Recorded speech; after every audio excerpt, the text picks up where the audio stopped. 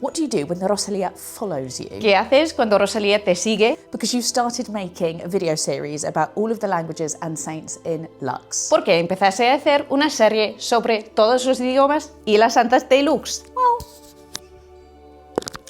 you finish it.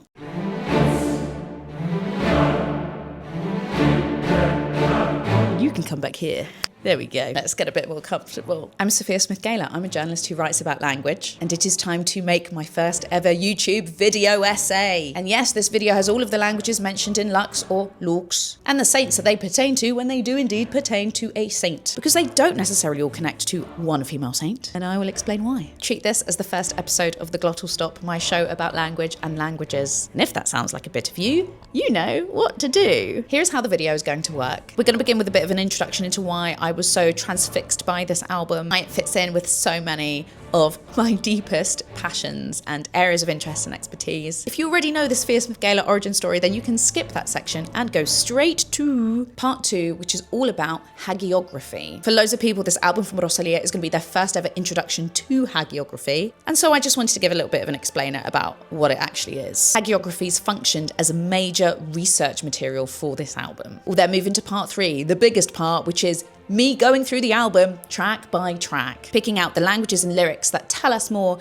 about the saints or the female mystics that Rosalía has been referring to. And before we end, I'm just going to bring up a few interesting posts and reviews that I found in the wild west of the internet. They're all kind of hot takes that I found very interesting, and I was curious to hear your perspective on them as well as share my own. So if you like the sound of all that, let's get started. Empezamos.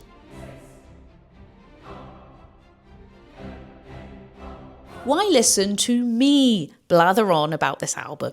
Let's pretend for a moment that Rosalía following me is not a good enough reason. I studied Spanish and Arabic at university about a decade ago now, and I actually spent a lot of the Spanish part of that degree studying hagiography. I was an absolutely major nerd when it came to studying medieval Iberia. My dissertation actually ended up being on this artist, Pedro de Mena, and his depictions of Mater Dolorosa. This is polychrome wood sculpture, and this is the Virgin Mary in one of her most doleful iconographies. And I was first spellbound by one of these sculptures actually on a Tinder date many years ago in Madrid, which is why I should never delete the apps because you never know where they could lead to. Anyway, with the wonderful Andy Beresford at Durham, I studied a lot of saints' lives and I had a great time doing it. Years later, maybe it was a bit of that, maybe it was a bit of the fact that I'm half English, half Italian. I grew up with a very sort of Italian Catholic upbringing here in London, and then in studying Arabic, I obviously learnt a lot about Islam. It got me very interested in religion, and I actually became a BBC religion reporter. That experience certainly introduced me to lots of different and interesting things about religions all around the world. I reported a lot about women's experience of religion and spirituality. And the other relevant piece of information to this video is probably that before I even thought about becoming a journalist, I was in training to become a classical singer. Now let's get on to hagiography. Now, I bought a book years ago, not knowing when it would come in useful. Let me get it. Yes, you are right. It is absolutely amazing that this book exists. It is a tome. Look at it. It's massive. And conveniently, it actually has an entry on hagiography. In its simplest terms, hagiography is a biography of a saint. First major point is that Bibles were not the only religious texts that were around, and hagiographies really complemented a lot of the ideas that would have been in the Bible. People wanted to hear about how exemplary Christians had lived in the image of Christ and had often died in the image of Christ, in Imago Dei, because that's what the everyday religious public were also trying to do. They were trying to live to Christ's ideals. To be a good Christian, you end up doing a lot of things that are Christ-like. And who did that better than the saints? And the main thing to know about actually is that this was massive in Spain, which hopefully this talks about. For the audience of hagiography consisted fundamentally of the religious living in communities. The rest of the faithful received the hagiographic stories through the examples that preachers took from legendaries, especially from the 13th century on. This is cool in terms of wider diffusion. Minstrels may have included lives of saints in their repertoires.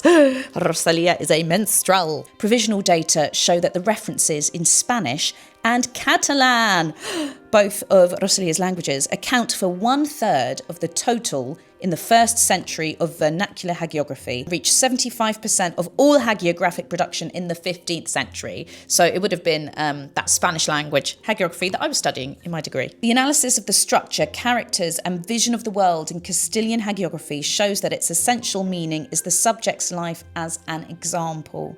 And the greater glory of the saint also confers benefits on the local centres that were connected with them or sheltered their relics. Okay, that is all I want to say when it comes to hagiography. You're probably waiting for the songs.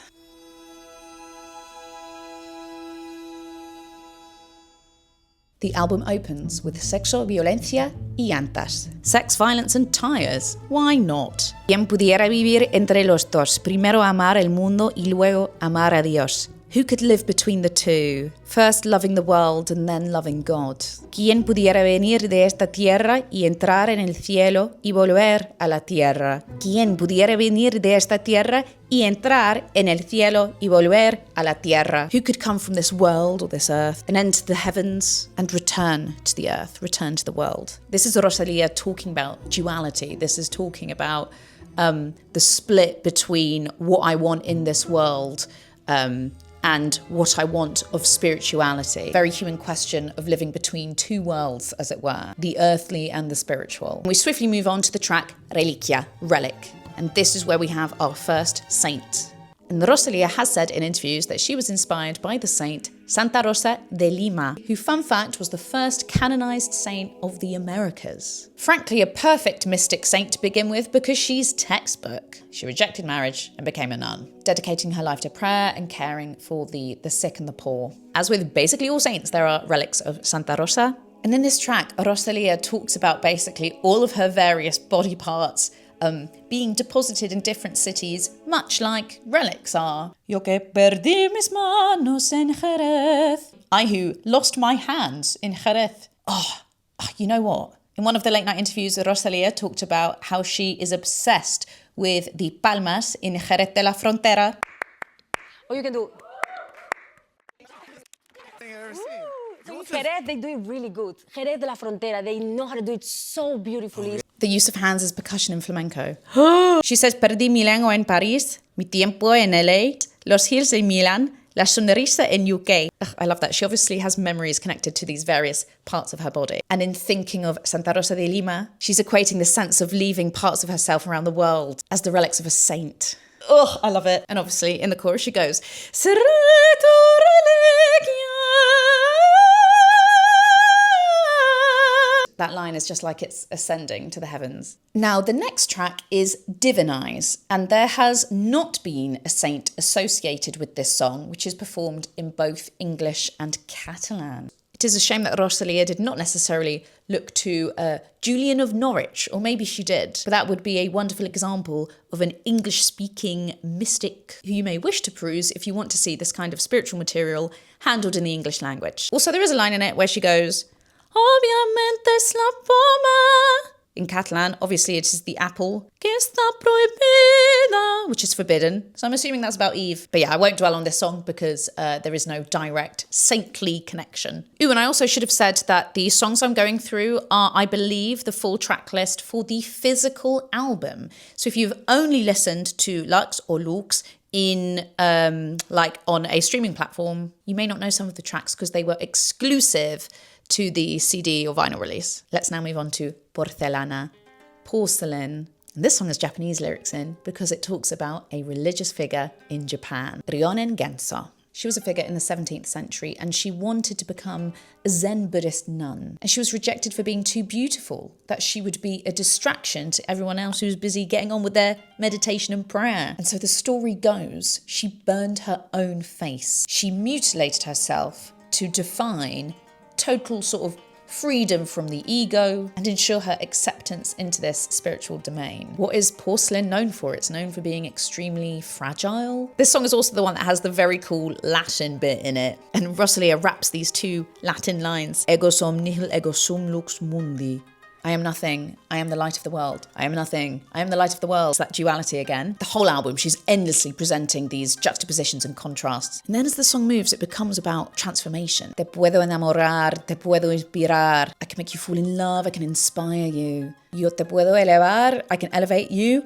O te puedo humillar, or I can humiliate you. Pa bien o para mal, for good or for bad. Transformarte, transform you. And then we are ready for the bit of Japanese. This is definitely one of the hardest ones for me to try and perform. Bibo nante sute te yaru, kimi ni dae na shi ni sareru mai ni. Yabayat sute mokana, Molto maretta sai non hanno, or something like that. Anyway, what does all that mean? It means I'll throw away my beauty, which is exactly what Ron and Gensor did, before it gets ruined by you. Do you think I'm crazy? It's a talent I was born with. Apparently that is the translation, and obviously very connected to the female mystic that Rosalía was inspired by. Okay, we're now ready for my absolute favourite track in this entire album. Is it because I'm Italian? Is it because I sing opera? Probably. Mio Cristo piange diamanti. My Christ weeps diamonds. Ugh! We know that Rosalía listened to a lot of Maria Callas as she was working on this album. She wanted to write an aria, and aria means song in Italian, but when it comes to opera, you know, it's a full operatic piece. Now, Italian, of course, is a prestige language of opera, but it's also very intimately connected to the saint that inspired this. This is a song about St. Clare of Assisi and her very close, intimate relationship, but, you know, a holy one, nothing untoward, with the famous St. Francis of Assisi. If you're Italian, you'll know her as Santa Chiara. And this is a love song, but in a spiritual way. St. Clare was a nun, St. Francis was a monk. In the Catholic tradition, this partnership is not a love story. These are two colleagues who really believed in the same vision of Christianity at that time. Mio caro amico. Which was a rebellious one. This was a time when the Catholic Church had accrued massive wealth, and people like St. Francis and St. Clare wanted to bring Christianity back to humility, living in poverty, helping the poor. And there's that line in the song when the Rosalía goes, Agente del caos, agents of chaos. If you have a bestie and you are inspired by the work that they do, that is pioneering and groundbreaking, you would sing Mio Cristo piange diamanti to them. And the imagery in the song ultimately speaks to spiritual wealth, something far more valuable than material wealth, equating tears to diamonds. Mio Cristo piange diamanti, piange diamanti. It's so beautiful. Also, a random operatic fact. If Rosalía listened to a lot of Maria Callas, like some of the most famous roles she had were Tosca. She was absolutely a Puccini soprano. And the music that Puccini wrote, this would have been in the Romantic classical period. It's all about drama and quite heavy dynamic activity. Imagine chiaroscuro painting, but in music. That's Puccini, and you can absolutely hear that inspiration, the light and dark, coming out in Mio Cristo piange diamanti. Okay, now we're on to the next track, which is Berghain. Berghain has German in it, and it is in honour of St. Hildegard of Bingen. Intriguingly, she's apparently not the only female figure that was an inspiration for this track, but was very important, hence not only Rosalía's language choice, but also musical choice. This is a 12th century German visionary and abbess who was famous for being a polymath, and one of the things she did was create her own invented language, which is my favourite fact about her. She also wrote choral music, and lo and behold, this track has a choir in it. Like a lot of the mystics in this album, St. Hildegard had visions, and she wrote a lot about unity with Christ, and that's exactly what the lyrics discuss as well.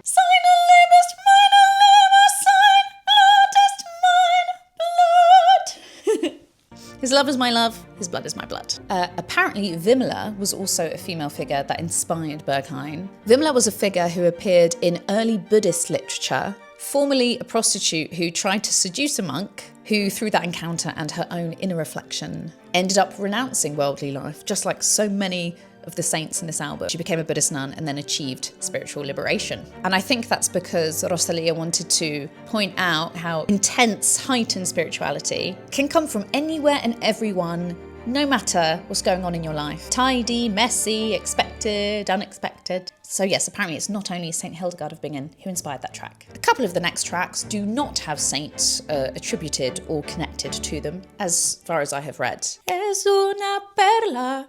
Not about a saint, it's about a toxic boyfriend. Mundo Nuevo, also not connected to a saint, but is changing the mood of the album to a little bit more flamenco, which takes us to De Madruga, which has Ukrainian lyrics in it. And that's because the inspiration behind this track was Saint Olga of Kiev. A lot of the themes of flamenco music are about, yes, romance, but also sort of despair, vengeance. And amongst the mystic saints, you don't really have many who are sort of vindictive or vengeful. And Saint Olga of Kiev isn't really a mystic saint, but she is a saint that sought vengeance in her life. And that must be why she was an inspiration for this track in particular. A 10th century ruler of Kievan Rus. And when her king, the husband, was murdered by a rival tribe, Olga became the ruler because she had a son who was too young to rule. And she ends up doing all of this sort of trickery and quite barbaric behaviour in vengeance for her husband's killing. In doing so, killing lots of members of this rival tribe, burying people alive, burning people alive, and she ultimately helps orchestrate this massive defeat of them. She helps to solidify rule and create the basis for what becomes a Christian country. And it is later in her life, after she has done all of these things, that she's baptized and converts to Christianity. And that's part of why she's considered a saint today. So then it makes complete sense that the Ukrainian lyrics in this track speak of revenge. Я не шукаю помсти, помста шукає мене. Which means I'm not seeking revenge. Revenge is seeking me. Yes, go get your revenge, girlie. Next track is Dios es un stalker. Rosalía actually sings that from the perspective of God. Why not? So that's not connected to a saint. But La Yugular. This is a good one. Now, let's first talk about what the title refers to, and then we're going to talk about the woman involved. So the title actually refers to a line from the Quran. وَنَحْنُ أَقْرَبُ إِلَيْهِ مِنْ حَبْلِ الْوَرِيدِ. And the meaning from that line infers that God is closer to believers than their own jugular vein. So that is why the track is called La Yugular. And the mystic that inspired this is a Sufi mystic. You'll see her referred to by different names. Rabi'a Basri, Rabi'a al-Adawiyya al-Qusayya. She was connected to Basra, hence why she has that name, Rabi'a Basri. And I think the sense of all-encompassing, ever-present divine is really described fantastically in this track in particular. Rosalía is borrowing from this mystic's total devotion to God. She's willing to love the divine beyond everything. There's actually a story associated with the hagiography of Rabi'a. She was seen running through Basra with a torch and a bucket of water, explaining that she wanted to burn paradise and extinguish hell, so that people would worship God not for reward or for fear, but purely for his own sake, because of their love for him, their divine love. In Arabic, this is known as al-ishq. And the line in La Yugular goes,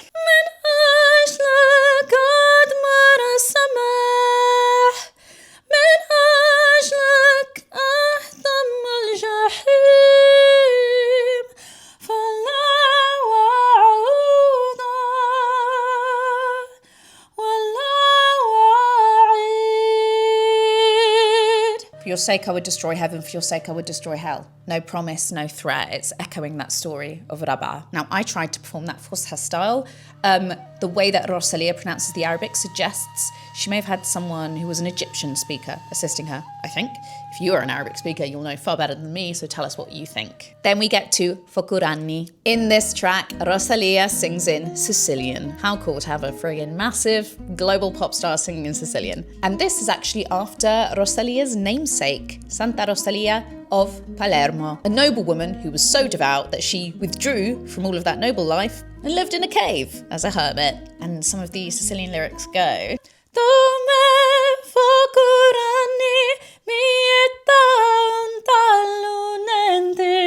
You great fire of mine, I threw myself into nothingness, or I threw myself into the void.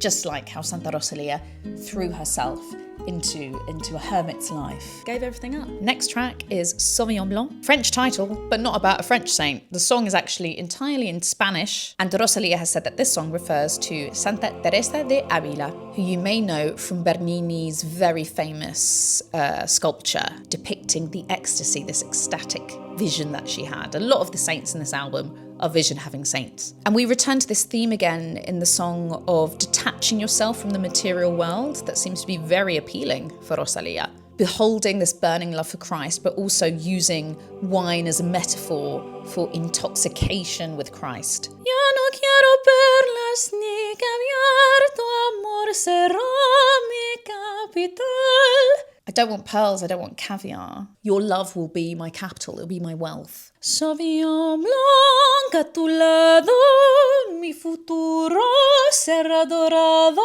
With Sauvignon Blanc at your side, my future's golden. It is at the bottom of my glass of Sauvignon Blanc. The next track is Jeanne, I think. Is that how you pronounce it? It's the one about Joan of Arc. And the French lyrics that are in this song are very much connected to what Joan of Arc perceived of herself. Joan of Arc was a French peasant girl born around the year 1412, and she heard divine voices telling her she was the chosen one, and it was her role to save France. It was this power that came from absolute conviction in herself, but it was conviction that was given to her by God. I think she's the only martyr saint in this album because she was burned at the stake when she was about 19 years old. So a source of feminine strength, divine faith. What does Rosalía choose to sing in French as part of this track? Et qui serais-je s'était décidé la voix d'un ange s'est révélée. It's about those voices, isn't it? And this purpose being revealed to her. Now we have to talk about Novia Robot.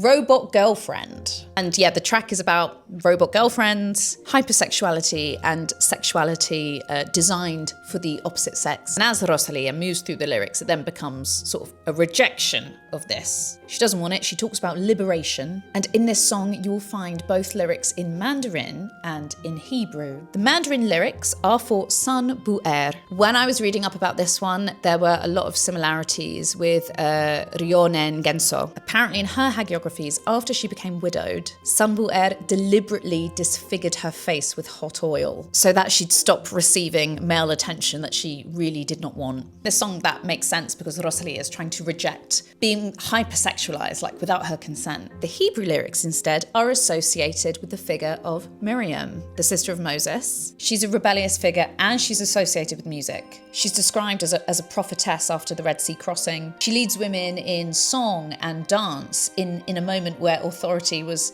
almost exclusively male. There's a big time where she confronts Moses. This is a woman who was open to challenging things. It's a shame, but I'm not going to perform the two languages in Novia Robot because it's been really hard finding phonetic information about how to pronounce them, and also because this is a track that is from the physical album release. It's just far harder to try and source how to sing and pronounce it properly. And I don't think it's useful me completely butchering it. So I have the Hebrew lyrics up here, and the English translation is, I was born to rebel, and I rebel to be born again. If pressure makes diamonds, then why aren't we all shining? And then here's the Mandarin on screen. Robot girlfriend, that's what you want today. Sorry, my love, but I'm the one who's real. There are then two really gorgeous tracks. La Rumba del Perdón, that has Estrella Morente singing in it. I've seen Estrella Morente sing twice live at the Flamenco Festival that happens every year at Sadler's Wells in London. Please go if you like flamenco, or if Rosalía has introduced you perhaps to flamenco if you weren't already interested in it. There's then a track after that called Memoria that is Portuguese. That genre is fado, which I also really recommend if you like wistful, nostalgic, sometimes depressing singing, but in a really good way. Sad music is my favourite kind of music, if you haven't already been able to tell. Both great tracks. They are not, as far as I'm aware, connected to a single female figure or inspiration, but there is inspiration for the final track of the album, which is the Requiem song, as it were, Magnolias. The inspiration behind this song was Anandamayi Ma, a revered Hindu mystic from actually not that long ago. In so many faith systems around the world, death is not an end, it is a moment of transformation. In thinking about her own funeral, Rosalía is thinking about not wanting everyone being like really sad and mourning, but instead it being a celebration of life. There are famous images of Anandamayi Ma at her funeral where she has been showered with flowers, and that is what Rosalía is considering for herself, and magnolia flowers being showered upon her. And in the chorus, the Rosalía is asking you to throw magnolias upon her. Tírame magnolias, tírame magnolias, gasolina y vino tinto, puros y chocolate, bailando con amor encima de mi cadáver. Literally gasoline and red wine, cigars and chocolate. Everyone dancing with love on top of my cadaver, on top of my corpse. And it's sort of at once not Catholic, but also very Catholic. She says it over and over again. Tírame magnolias. And it's less a linguistic choice from a language other than Spanish that she uses in this track, but more imagery from Ananda Mayumar's funeral. That is all of the songs and as many religious figures, I think, as I was able to find in my research that appear in Lux. Now, I promised you some hot takes, and this is essentially further reading if you've enjoyed this video.